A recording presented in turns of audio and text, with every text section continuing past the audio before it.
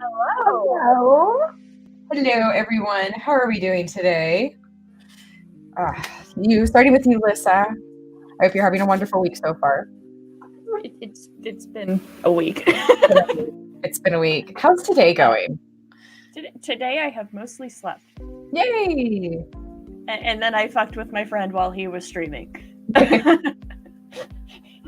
he was playing like one of the Metal Gear Solid games or something like that. In VR. And so like I'm like, Rob, grenade, you dumbass. Are they like getting critiqued while you're trying to do something? I can't remember. It was the first one I ever did like that. It's probably I don't remember. But yeah, the inside jokes and just who knows, they can mess with you, and like it was playful teasing and then me also roasting his ass. Yes. I miss the days of just, being able to count how many people you were in the game with and you knew everybody, and it was, even when it wasn't your raid, even if it wasn't like, so whether you had World of Warcraft, which was your people, that was your raid, or whatever was happening that night across the United States and into the UK generally. And then, what was it? Battlefield. Yeah. Was the other one. I miss those days. I'm glad today's going a little bit better. I hope everyone else is having a happy Thursday. Yeah, look who's here. Thank you guys so much for joining us. We're going to catch up on some geekery, some news, some, anything else that has kind of caught our fancy over the course of the week. And of course, feel free to comment and ask questions and make suggestions while we're doing that. I'm going to kind of dive right in here. Announcement, of course, from Kevin Feige, who had nothing but wonderful things to say about Scarlett Johansson, also announcing that she's coming back to the Marvel Universe. She is not coming back as Black Widow. She is coming back in a super secret project called Artemis with Chris Evans. She will also be a producer of this project. So there's that relationship moving forward. Yeah, there you go. But it is supposed to be Marvel. It's supposed to be the Marvel Cinematic Universe, and it is involving that official announcement from Kevin Feige. So there you go. Yes, of course, we have Picard. How are we enjoying the nod to all things wonderful about the Next Generation and all things wonderful about a couple of our favorite Star Trek films in Picard this year? I don't have Paramount Plus at the moment. Yeah. So I have not watched the second season of Picard. Alec and I keep having this joke that CBS might have planted tribbles in our personal Paramount Plus account because it works great for everybody else. Ours just doesn't work. Yeah, weird. Like, that's weird. That's suspicious. It's suspicious. That's a little suspicious, but okay, cool, whatever. We find a way. Nature finds a way, and if there's one thing that's in my nature, it's Star Trek, and I will find a way. So we did. I'm not caught up on Lower Decks, but Alec and I got to go back and kind of start from. We were late to the game, getting to watch everything. So we were catching up on that, still a little bit behind, and I am one episode behind on Picard, but that just gives me more to watch because, of course, I had to do my Bridgerton binge. Don't judge me. Wasn't that good this season. Sorry, first season was better, but cool, whatever. Yeah, there you go. I still have disco. It is STD, and that's all it's ever going to be. I don't care what they put on the t-shirts. Whatever. That's my thing. Let's see what else we got. Oh, Black Panther 2, Wakanda Forever has officially wrapped, give or take, on March 27th, according to crew members online. Okay. So this is the storyline where we are diving into the world of the Atlantis, the Marvel version of Atlantis. And of course, that's the Submariner plotline. So Yep. Here we go. Other than that, super top secret. We have no idea what's happening, but I'm excited. And the crew seems to be very excited. And fingers crossed that we get an awesome trailer very soon. which I'm sure we will. So, yeah, I'm sure they will do that sooner rather than later. Yes. Certainly a teaser. I'm sure something's already ready to come out of the gate now that that's wrapped, because I think that was also including some pickups and things like that. But who knows? We shall see. We'll see what they did with it. We'll see what they did with it. As quickly as they could. Of course, everything pushed back a little bit, everything being shuffled a little bit, and that's totally okay. Little bit of fun news. I'm sure everyone's familiar with the Mickey ears, and that sometimes the Mickey ears that you can get, especially at Disney World, are sometimes limited edition. Sometimes you don't know they're coming out until you're actually at the park, but they rely on people putting them on social media. And Mickey ears Mickey and Minnie ears are not cheap, especially when you're getting into themed ones, holiday ones, limited edition. Don't even get me started on like I don't know, it was the Cindy Crawford or whatever version they had of some princess one. Anyway, the Scarlet Witch mini ears blew up. Yeah, and they look just as amazing as they sound. You should definitely take a look. I've got to look this up. Now within the parks, Mickey and Minnie ears can go like 20 something bucks up to 50 something dollars, and sometimes even more than that. Right now, the starting bids for the Scarlet Witch ears on eBay is $150. That's a starting bid.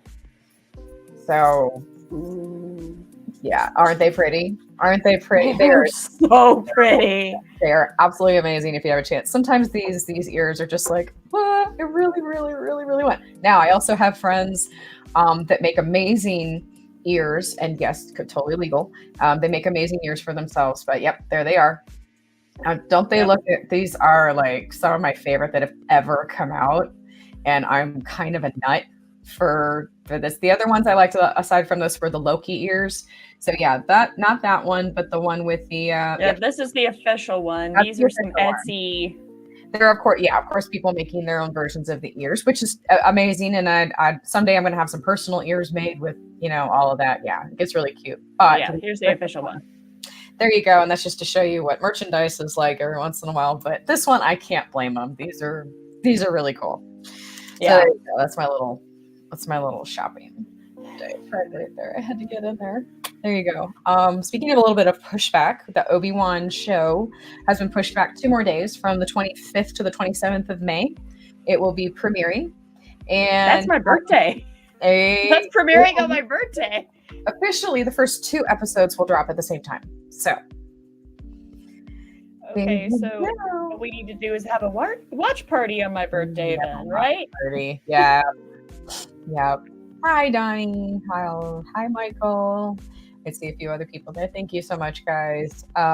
Still excited for that. Of course, getting some interviews from Hayden Christensen coming out.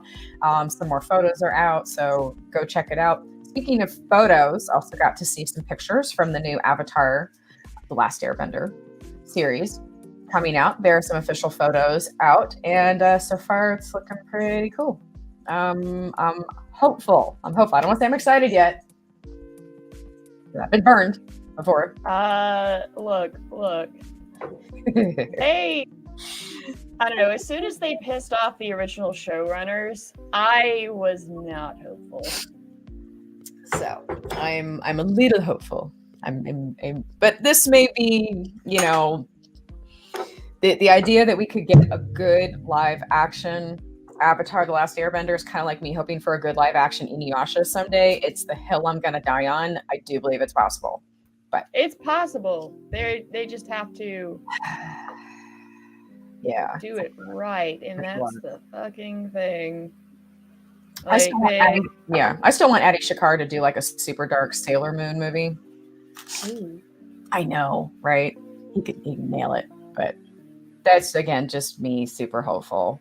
I mean, I perpetually look like the alt girl version of Amy. So it's the hair. It's the hair. Yep. On something of a health fan. Yay. Good.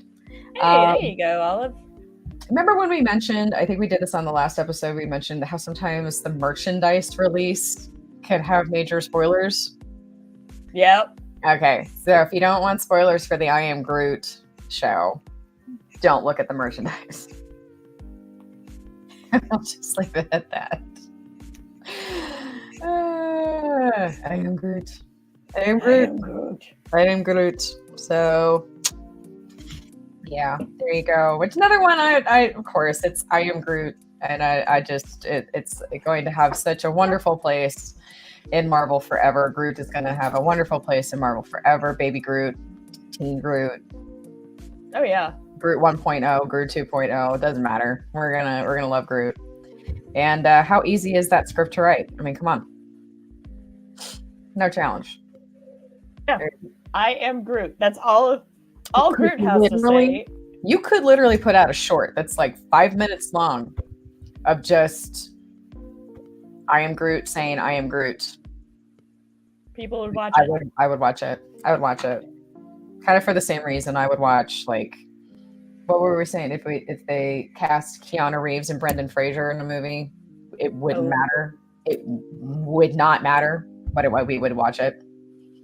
Oh yeah. Yeah. Totally. Let's see. So speaking of spoilers, Fairly Otter. Yep, that's the thing that's coming out now. Yeah. There's a few of those I'm excited for, and I'm not ashamed to watch cartoons. So there we go. I do not care.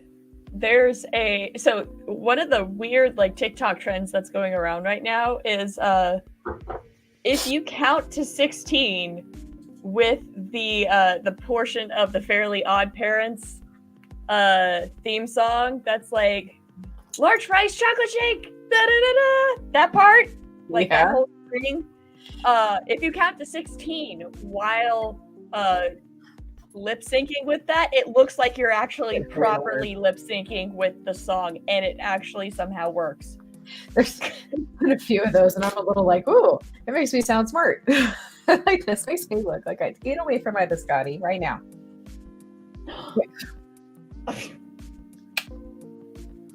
Sounds right. Yeah. What did I do with my drink? One sec. I've got a drink over here. This is Mama. This is the Mama. She's feeling good because she's super picky and wouldn't eat for a couple of days, which she gets into a little bit of a stress mode. And we'll do that. But Mommy went and made homemade dog food for all the picky dogs, which I always feel like is me giving into their worst habits. But yeah, she got ground beef and everything last night and this morning. Now she's full of it. That's what happens sometimes. Yeah, there you go.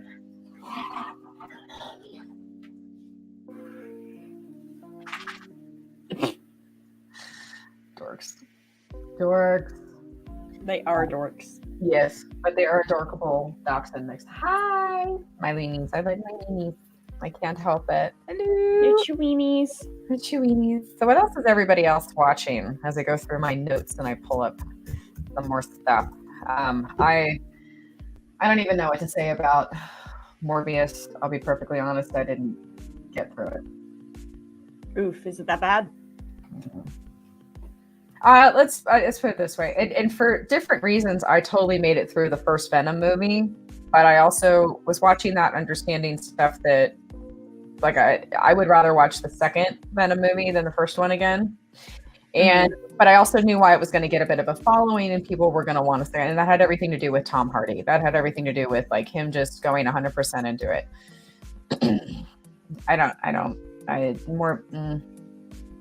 Morbius is already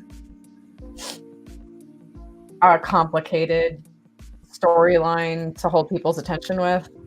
Honestly, always has been a little tricky. So yeah, but I didn't make it through yet. But it happens. That's just me. That may not be you guys. That's it. Like my Schrodinger cat mug. I like that one.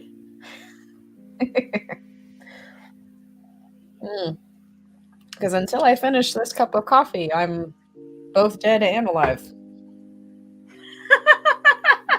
Mood. Yeah.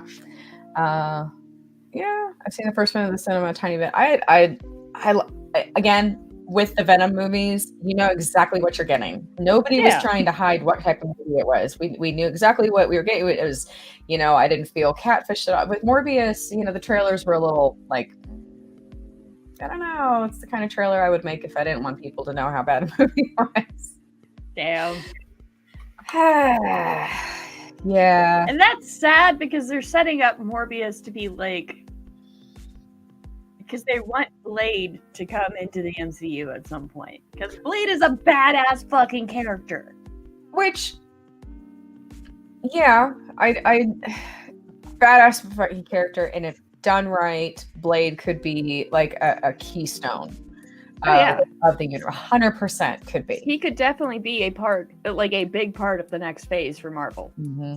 Yeah, you know, sometimes you just feel like stuff is just kind of, I don't know what happened with this one, but at the same time, you know, as we watch, there's going to be things that they put out for various reasons that just aren't going to be that good, but we understand that they're part of the bigger story, like Eternal, like, okay, we get it. Yep. There you go. That's my spoiler-free review of what I saw. Yay. But especially given that Marvel is in that phase of the MCU right now where they're introducing more of the magical elements into the MCU, like things like Blade, Morbius, all of that. Mm-hmm. This is the time you would start introducing them. Yeah, but really thinking of them as such a standalone thing, like, even if you know you're setting it up for later, even if you know Hawkeye is about reintroducing Hawkeye from the Young Avengers, even if you know that, you still, Hawkeye worked because we already had a fully fleshed out Hawkeye, and we already had a team that was going to treat that show like a standalone. You could just pick up the show and watch it and get the idea. Yeah. Mostly. We'll see. So, I don't know. And the other one, of course, is Moon Knight. Most people, and a lot of people haven't seen it yet, so we're not going to do anything spoilery with that. If you're either you're familiar with Moon Knight before you see the show, or you're not, this is one I'm recommending. I'm also recommending, you know, maybe watching a video on Liz of the things you need to know before you see Moon Knight. Because it's a lot. It's definitely setting up a lot. And one thing that they did right away, this is clearly supposed to be demonstrating that in the Marvel universe, it is a combination of magic and science. Yes.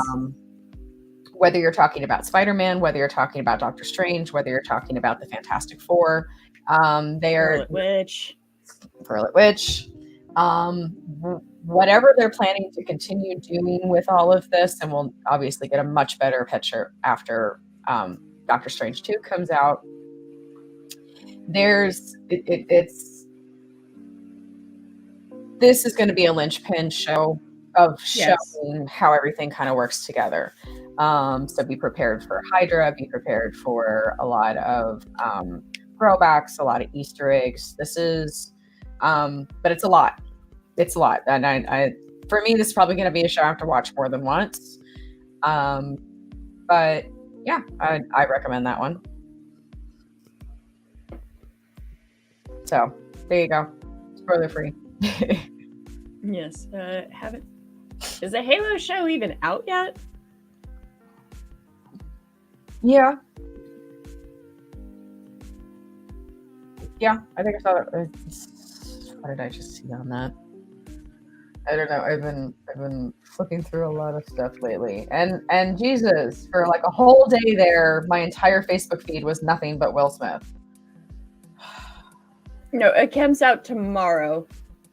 Is it tomorrow? Or no. The second episode comes out tomorrow. Okay. Yeah. So the first one came out the 24th. Okay. There we go. Whew. Look, I've somehow managed to avoid the banners for the Halo series. I don't know how. You would think on TikTok with all the fucking ads for like Amazon Prime shit and Hulu and whatnot, there would have like I've seen all the Moon Knight fucking ads on there too. Yep. No, not a single one for the Halo TV series.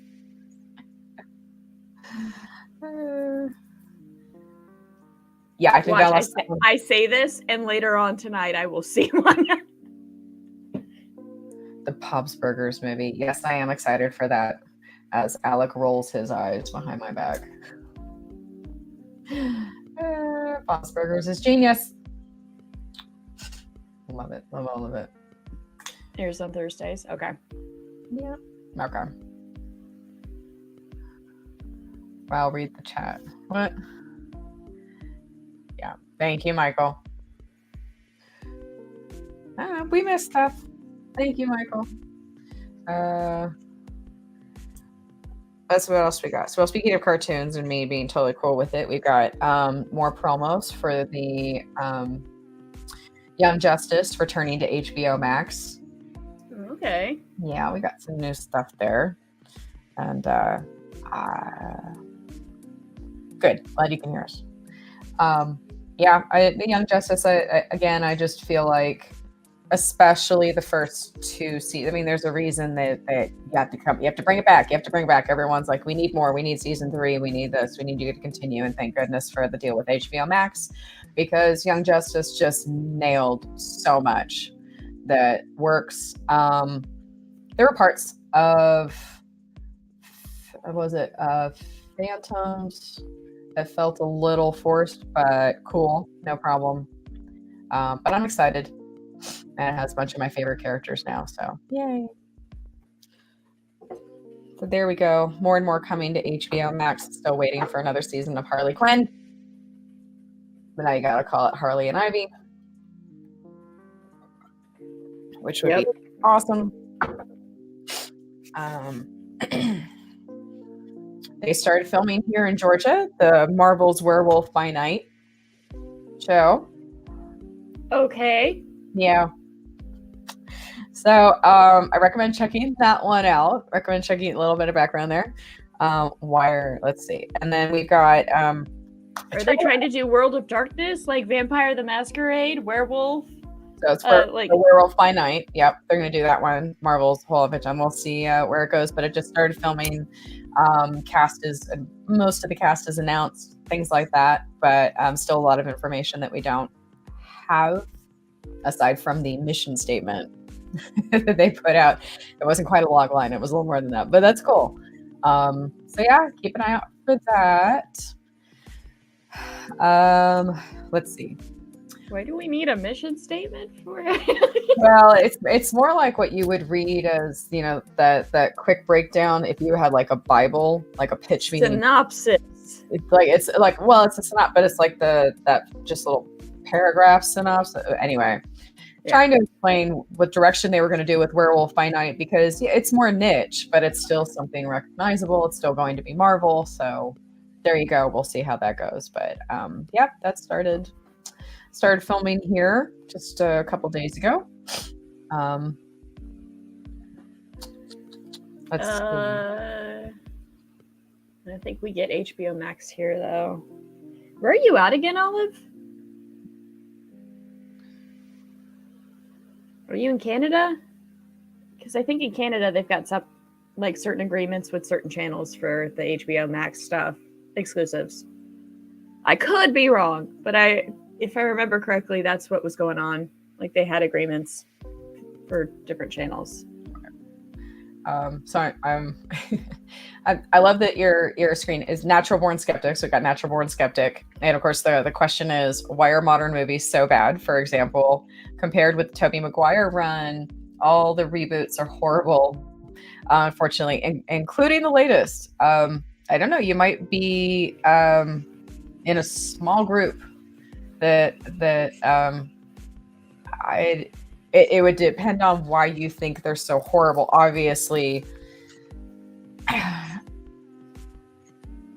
given my age, I'm not saying my age group, but certainly being a teenager in the 90s, having certain movies come out, looking back, you know, they were cheap tropes. They were predictable. Yeah. Everybody trying to get that teen movie out. Everybody trying, you know, and it sell the tickets.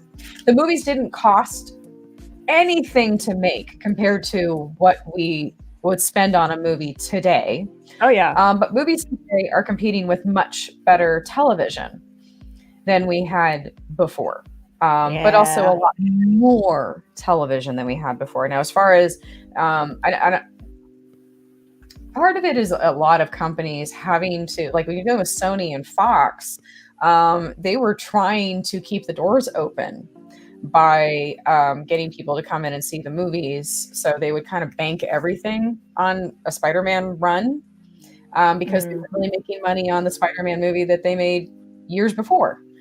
The good news, the best news about that is the Tobey Maguire movie it's a Sam Raimi movie.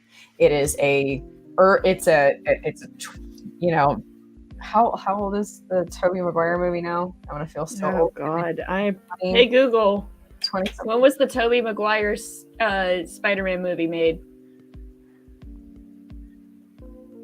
In the United States of America, Spider-Man came out on May 3rd, 2002. 2002. Yeah, 20 years. So, okay, so Sam Raimi is the hottest thing at this point. Xena, Hercules, Army of Darkness. And so he's a cult favorite. He's a TV favorite. He goes into movies and he makes like one of the biggest movies ever released. That was the type of Spider-Man people wanted to see. Tobey Maguire, I think, was a fantastic casting, certainly at the time, worked his ass off. We got this great Peter Parker out of him, and we got a great CGI Spider-Man out of it, which is totally fine. And then I think Garfield, you're really moving into the heavier storylines. And that's, you know, kind of what people wanted, but they didn't necessarily want it in Spider-Man. But I think that Andrew brought a lot of amazing qualities to the Spider-Man that we saw on screen. Yes. And he certainly seemed to pop out of the comic books. And I'm never going to lament the fact that we got to see the three of them together. Oh yeah, no, like I think so. Tobey Maguire was a great Peter Parker. Garfield was a great Spider-Man, and Tom Holland is just perfect in the role altogether. All around. It's just great all around. Not there's anything wrong with Andrew or Tobey. It's just no. They both had their strengths. They like again. Tobey Maguire was the perfect Peter Parker. And like given that script, he was perfect as Peter Parker. Spider-Man, he was kind of fucking awkward, but at the same time, you also have to kind of take into account Peter Parker wasn't a perfect Spider-Man yet, too. Mm-hmm. So, like... Yeah. I mean, part of it, too, is just how great would it be if we were a fly on the wall and we were inside of, you know, the meetings, like, what are they trying to do with the movie? Do they need to get a quick payoff because they got to keep the doors open? Are they trying to establish some sort of... you know, a movie franchise that can keep going? Are they trying to sell merchandise? Because everything, of course, is going to be about the bottom line for these. These are not art house movies. These are blockbusters meant to keep major studios open. So, you know, everyone's going to have it. When you look at the motivations and the reason behind so many decisions that are made in the movies, obviously awful movies have come out, and there have been really bad comic book movies that have come out, especially in the last couple of decades, because, you know, X-Men changed everything. Oh yeah. So, yeah, you got that, but it's I don't know, there's gonna be people that don't even like the Richard Donner Superman movie, but for me, I'm like, look, you gotta love so much about that movie. It is what it is. It is. Like, you also, like, with those movies, you also kind of have to think about the fact of when they were made. Like, what was par for the course for a movie during that time frame? Well, and also, you know, look at what was available in effects. Yeah. Part of the reason that DC movies were able to be made before Marvel movies have to do with the powers that the heroes had. Well, Superman, yeah, he had to make a guy fly, but they've been, having lasers come out of somebody's eyes for decades. That wasn't that big of a deal. It was practical effects, and so making a Superman movie, wasn't impossible. Making a Batman movie wasn't impossible. It was a little impossible, as we know. Mr. Fantastic stretch across the screen, for example, and it be somewhat believable. That took a while. Yeah. Just a little. Don't get me wrong, I am the biggest proponent for practical effects. But that's one of those things that if you're gonna do practical effects, you also have to augment it.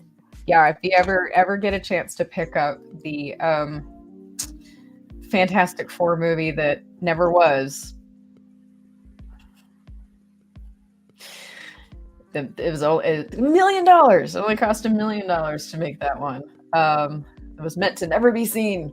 That'll give you an idea of kind of where people's heads are at.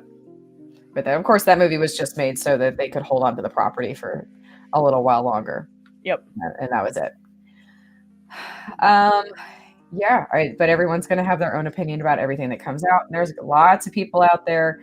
I don't entirely agree, because there are sometimes I watch projects, whether it's a TV show, but especially movies, where I understand that it's a popcorn movie meant to be entertaining, but you can still have wonderful moments that really matter in what we consider like a popcorn movie, like the Marvel movies. I also think that there's fantastic performances in those films. I also think that there's some amazing effects and makeup and just things that should be applauded, not, like, oh, that's not cinema. That's not that. That's just a mark. Okay, well, let's face it, No Way Home is the success that it is because there's some wonderful moments in that movie. And the fact, but that's again comes from people underestimating why comic books are still around, why characters are still around after 80 years.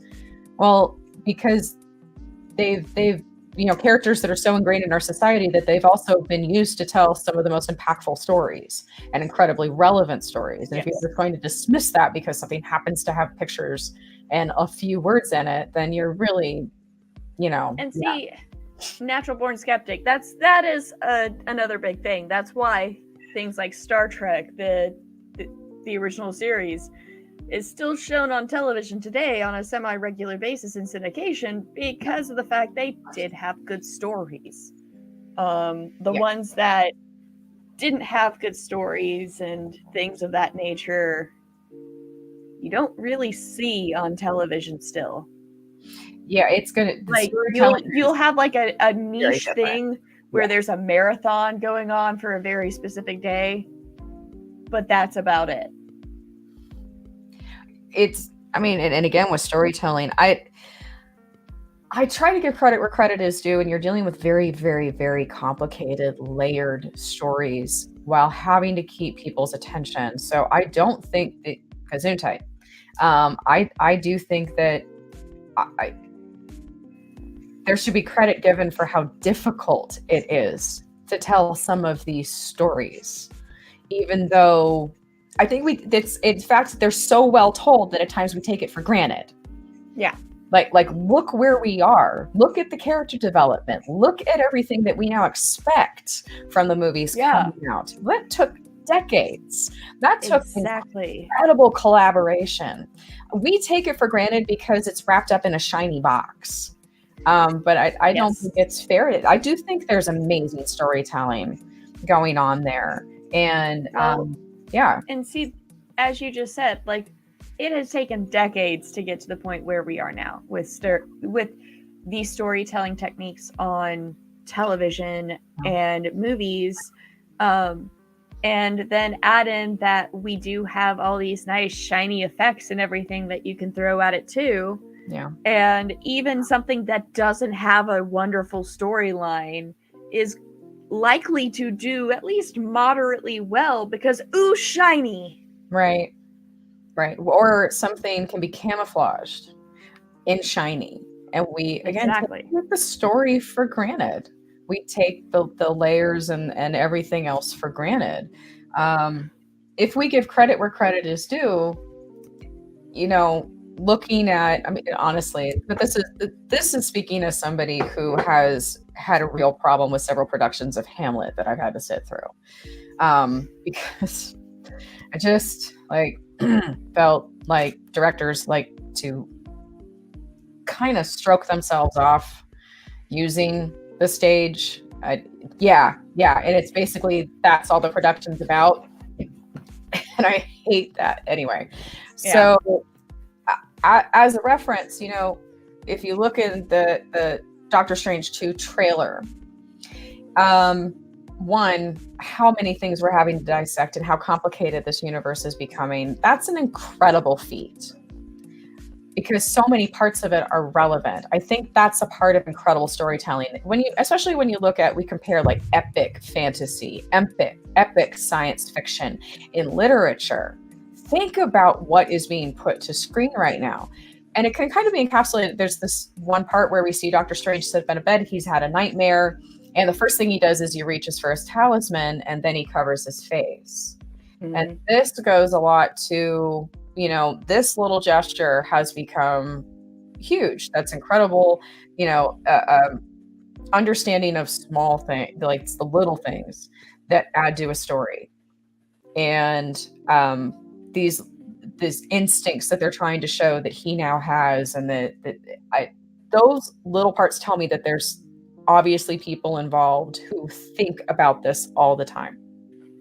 Yeah. Think about layers, that there's so much world building happening, and it's, you know, the trait of a good storyteller where you can show me, not tell me.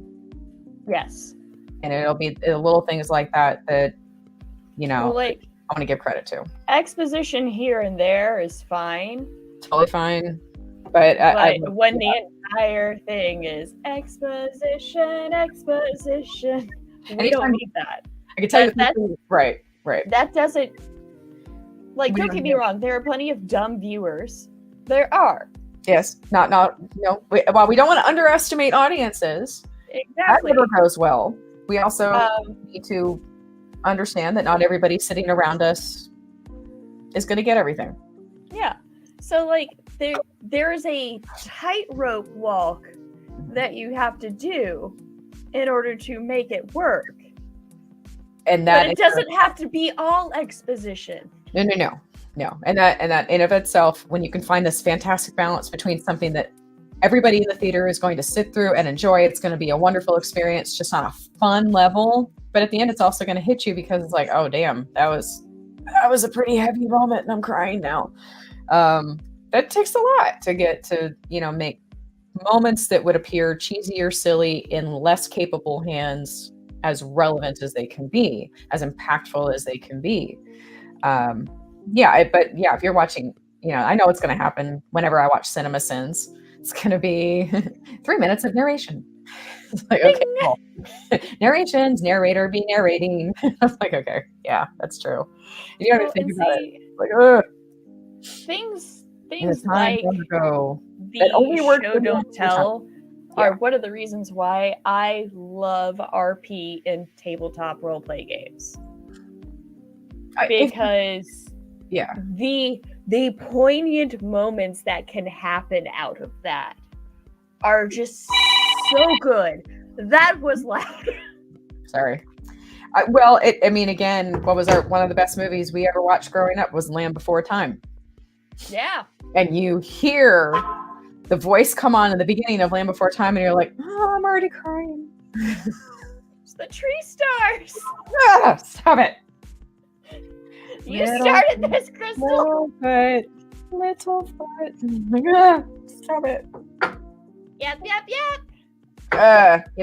Yep. Oh, it's so sad, the little girl. Oh, not helpful. Anyway, because that's the little girl from All Dogs Go to Heaven. Yep. Played Tabletop is like your improv acting with generally dangerous objects. Not wrong. And magic abilities, depending on what type of system it is. So the last time I saw an improv show, it was the Star Trek improv group, and yeah, that was fun. That was fun. It was great. We surprised my DM for Monster of the Week with art of the entire party this past week, because this week was us basically doing a postmortem over Monster of the Week and like how we like the system, how the story was, this, that, next thing. And so we had been planning this for a while. We were like, we know our last days of this long shot are coming to a close. Let's surprise Will. So I'm gonna show you guys the character art real quick, just because it makes me so fucking happy. Look at that. Aww. Yep. Like, it's great. Anyway, tangent. It is amazing what people can pull out. Like, but again, world building, storytelling. We're always gonna love it. Well, speaking of world building, narration. Morgan Freeman's got to pay for that new car. Truth. And I love how there's like what is the guy's name? He does the great animal videos. True Facts. So on YouTube, there's that channel, True Facts. I love those. Oh my God, he's a genius. And we wait patiently for the videos, but they're worth it every time. But of course, he had to do the Morgan Freeman because he's a narration voice, and his face does not match his voice at all. But yeah, if you ever get a chance, he's like the babiest face person ever. Yeah. So he did a Morgan Freeman video, and I was like, oh my God, this is just gold. Yeah. Before I forget, there's a Peanuts Earth Day special that now has a adorable little trailer out. So if you get a chance to watch that, because it's the Peanuts, and I watched the last movie in theaters, and I greatly enjoyed it. There's the link to the guy who does the True Animal Facts. Z Frank. There is. Oh my God! Yeah. Just think he's comedy genius. I know, right? It really is. I see it.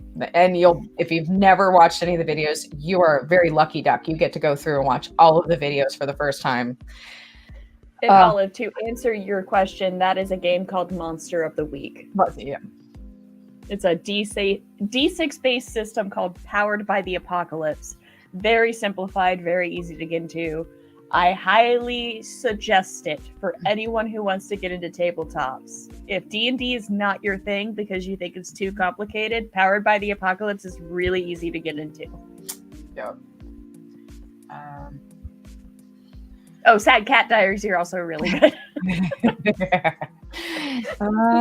Yeah. Here's the other thing. As much as we like to talk about YouTube, talk about this, talk about that, there's a reason we mention great channels, because there are some amazing creators. Yes. On YouTube that are 100% worth the followers that they have. Yeah. No, like there's so many amazing creators just across platforms. Like there's so many amazing TikTokers that I'm like, yes, no, please, I love this person. And it's not just because I happen to actually be friends with them. They are a really good creator, and I don't understand why they followed me back. Yes. Well, good content is good content. You'd be surprised how many followers you're going to keep getting at Geek Girl Lyssa. I need to check on that, because I'm trying to see. I'm trying to catch specifically when I hit 7,777 followers. How close are you?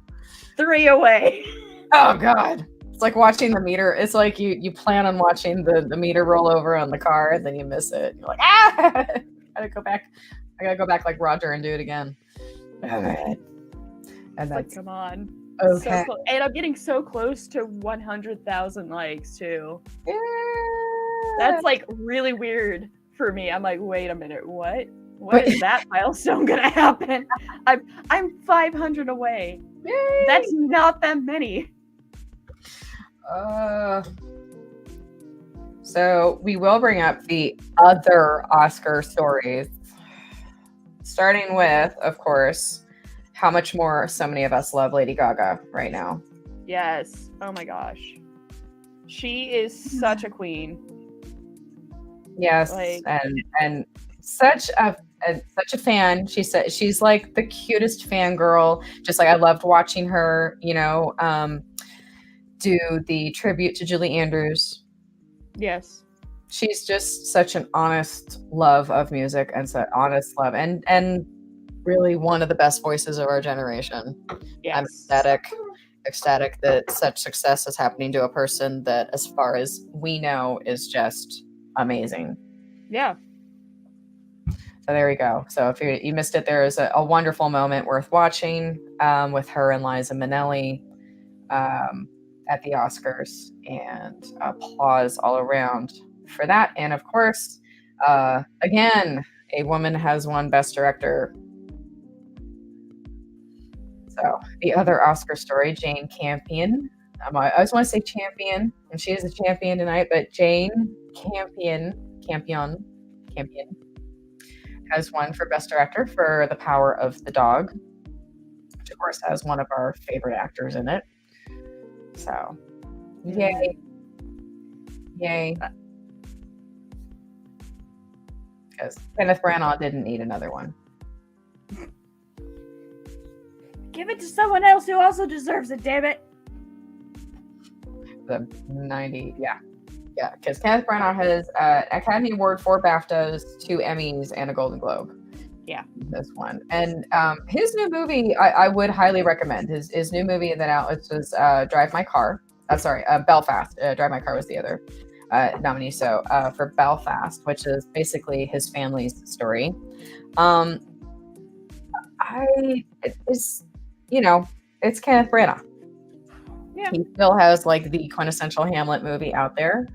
I don't know it's necessary to do the entire saga of Hamlet on film, but there you go. He did it. And yes, he blinked when he was supposed to be dead. I'm that's the hill I'm going to die on. But there you go. Look. There are plenty of times where we have moments like that. Like Lord of the Rings, the scene in, was it Return of the King, when Shelob has Frodo wrapped up. My brother and I happened to have been in the back of the car on a trip, and we noticed that like every other like scene, his eyes were either open or closed. It was freaking hilarious. Like I'm like, I don't know that anyone caught this continuity wise. Yeah, well, this one was tricky because he was doing a scene where he wanted Hamlet, carried like Christ on the cross for some reason. I'm like, you get that Hamlet's an asshole, right? Okay. Yeah. So Hamlet's an asshole. And you wanted him like, yeah, Henry V was great. Henry V was great. And there, again, Hamlet is a craw in my side. It's a plot you could drive a truck through. Plot holes, you could drive a truck through. And Ophelia is never given the respect she deserves, and whatever. There you go.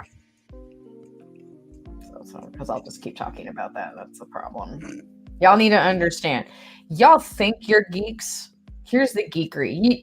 Being in band doesn't make you a geek. Being in drama doesn't make you a geek. Being comic book reader, playing Magic the Gathering, Pogs, Pokemon, you're not a geek. No. I participated in Shakespeare competitions.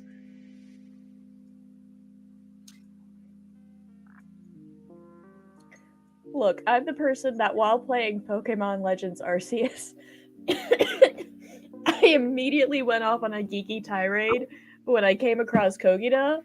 I'm like, there's no way that they named her after Descartes. And then the next part of the Pokemon stuff was like, oh, now you have to do these trials based on the mind. And I'm like, you motherfuckers, you did it! You took it through a Descartes reference in a Pokemon game. Nerd, don't get me wrong. Nerd culture's all there, but let's face it. I don't. Yeah, when you got to announce to the class that you got to be gone for a few days because you're going to a Shakespeare competition, they all look at you like you're kidding, right? Most people don't even know that there are Shakespeare competitions. Yep, there are, and they went on for days. Yep. And hey, I'm not going to be here because of Model UN. I'm not going to be here because of Shakespeare Model UN. I'm telling you right now. State German Convention. Shakespeare. Yeah, and there were a lot of us. So yeah, but Anyway, that's what I did. So Hamlet's a bit of a thorn in my side.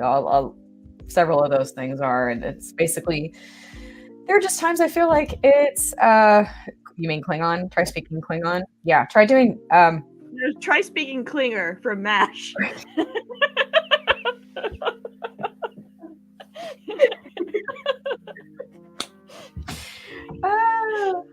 That's its own language, right? I might be. The show that went on longer than the war. For some reason. But yeah, I mean, which was great. Klingon, yeah. I had to. Klingon at least sounds a bit badass. There's yeah, it's like Shakespeare is basically glorified 400-year-old fart jokes. Let's just be clear. You're not wrong. I'm not. No, you're not wrong. It's dick jokes, fart jokes. Gotta take them every once in a while. I played Wormlet in this noon. And I'm like, oh yeah, that's the one where Hamlet should have been king, but for some reason wasn't. Okay. Whatever you say, stud. Yeah. The geekery is real. I can't help it. Entire auditoriums. But I will say, like, it. When we weren't doing that, we did International Thespian Society, which hey, I was in that. Yeah, you had to get a card and everything. It's cool. We used to go to the meetings, with like big convention get-togethers. See, I got my ITS stuff senior year, so I didn't get to go to any of the events. Oh, okay, yeah. I did, however, have my ITS cords and my the thing they started that year was ITS Scholar. So if you had an AB average or higher, you got a neat little shiny pin that you could put on your... Yeah. I did work at a Renaissance fair. I worked at the Renaissance. You can't just see me at the Renaissance fair. I worked at the Renaissance fair. Yep, I volunteered at the Renaissance fair as well. Paid gig. That was my first paid acting gig. I had to go around as cast of several characters in the Renaissance, and you got paid in food, which was delicious. Don't get me wrong; it was amazing. Yeah, pretty sure that's illegal now. Lots of things are illegal. Doesn't mean they don't do them. It's true. SCA, yeah, that was one. He made us perform the Space 18 game GN infiltrate the theater in London as actors. Play was Hamlet. Had to do the lines. Yeah. Some are better than others, and then I am absolutely one of those people. I feel like the to be or not to be speech is overrated. I like what a piece of work much better. Again, just me. Why does everyone say bar wench? Y'all know I didn't have tits back then. I don't know why.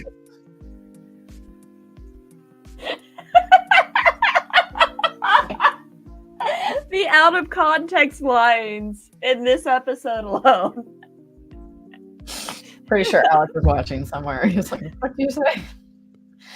Yeah, no, these guys are shiny and new. I don't. Yeah, no, I didn't. Bar wench. I had.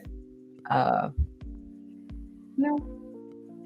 And that, well, bear in mind when you're at the Renaissance Fair, people own the booths. Yep. So, yeah, I was actually, I don't know, I was a merchant's daughter at one point, and then we had a couple of female troops running around.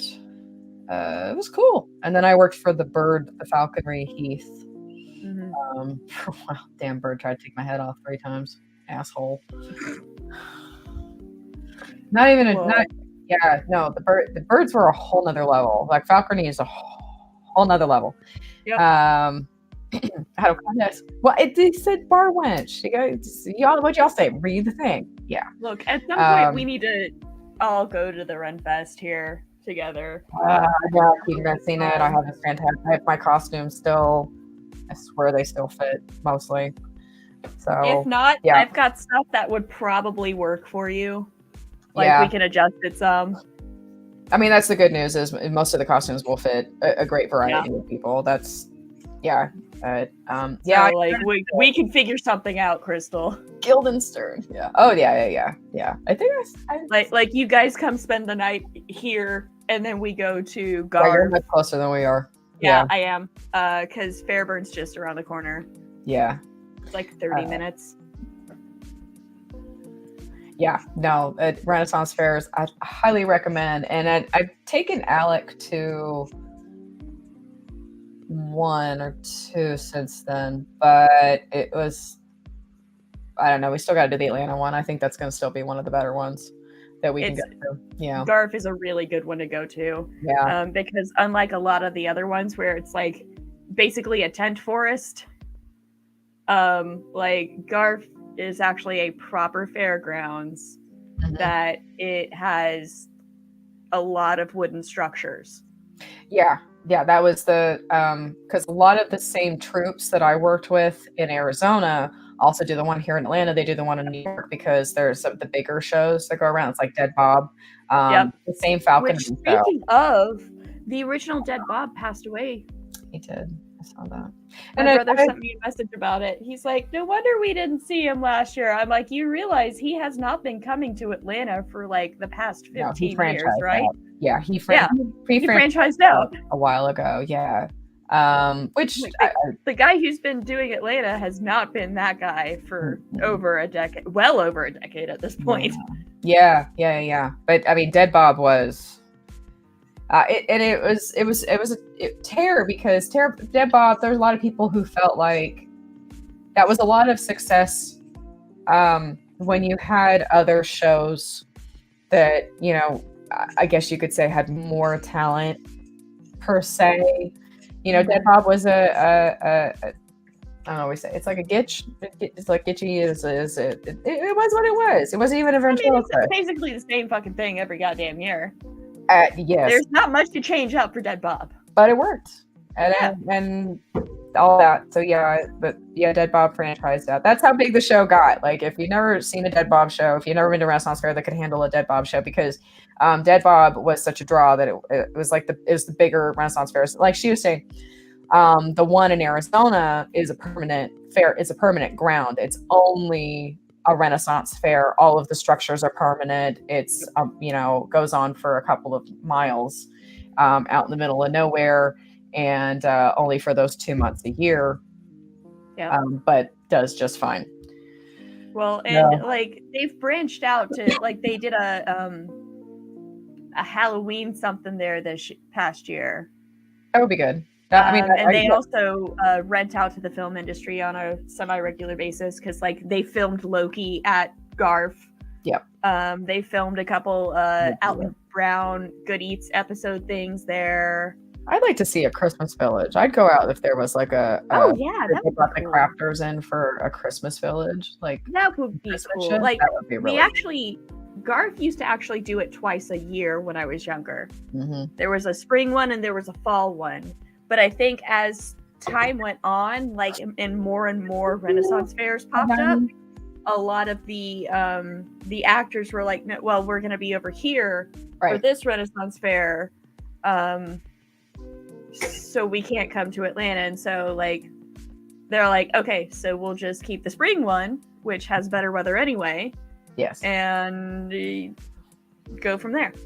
Dude, like Arizona cannot make up its mind, and this is going to happen if you have something that takes place over a couple of months, and that time of year gets a little dicey. But it's Arizona, so we obviously had days where we were pouring ice down our dresses because it was awful, and then we had days where we were just like, well, there have been days that I was there, and it was just pouring on me. I'm like, why are we open? This is not, we can't do anything. None of the shows could go on. Nobody could walk around. The mud was so bad. We were ruining our costumes. It was just... Anyway, That's why on days like that, I would borrow my mom's wool cloak when I was volunteering. Yeah. I'm like, haha. Now, the good news is if you know any Rennies, like you know people, then you're generally going to be able to hit what is like a garage sale that takes place before the next big show. There's always, if you're a cast member in it, then you are required to go to a couple of workshops before the show opens. And then you also have an opportunity to do like the pre-show, it's a swap meet that you do, and it's a chance to pick up costumes and pieces for, you know, bottom dog people are just selling their old stuff, and you get first dibs at all of that, so you can always pick up some new fun stuff there. And I picked up a couple of great cloaks one year, and thank God. Crazy. Awful. My mom bought me a cloak on like freaking Wish just so I'd stop stealing hers. It's not even wool, it's just a cloak. But she's like, have it. Yeah. That's okay. So yeah. Actually, I've got two that are technically cloaks, but one of them's more like a modern thing, not like a proper cloak. And I'm like, this is not what I want for a cloak. I am finding as I get older that there's so much of me that's like, oh, look, your costume is great and does this. I'm like, oh, wait, I gotta walk around for like 4 hours, 5 hours. What's the weather like? Yeah. What, I want to eat. I want to drink. I want to be able to breathe. That's why I have like the little frogs and everything for all of my stuff. So like my wooden cup. Yeah. I can just hang on my belt. Everything has to be on the belt. You will have the belt of utility. Yeah, it is the utility belt. It's got my short sword. It's got my long sword. It's got my my health potion. Yes. Which is really just energy drink in a bottle. Oh yeah, you several things. I got this crochet bag for the water because they'll give you water, but honestly, waiting in the line for a cup of water is just a pain in the butt. All of that you learn as I'm getting older. I'm becoming much more practical in what I want to wear out. The shoes are not going to be sexy. Just no. I mean, I've got my Son of Sandler boots that I've had since fucking middle school still. Yeah. Those things are a goddamn workhorse. They are worth the several $100s you pay for them. Yeah. I still have horse paddock boots. Like I just bought a couple years ago because I started with just a good pair of Ariat, and they get dirty and and they look like the type of shoes you should be wearing. They look almost period appropriate. So I'm like, just paddock boots, horse paddock boots. Exactly. Done. No problem. Meant to be dirty, meant to be cleaned. Your shoes are going to get dirty at the Ren Fair anyway, especially like at the Georgia Renaissance Festival. Because like there's, what is it, like the Pennsylvania one that has like that nice cobbled stone and it's like stone structures and shit like that. No, it's not like that here. No, we've got wooden structures and it's basically like hills, and you're lucky if there's still gravel left in an area. Wear comfortable, don't give a crap shoes. Yes, wear some good shoes. Do not wear sandals.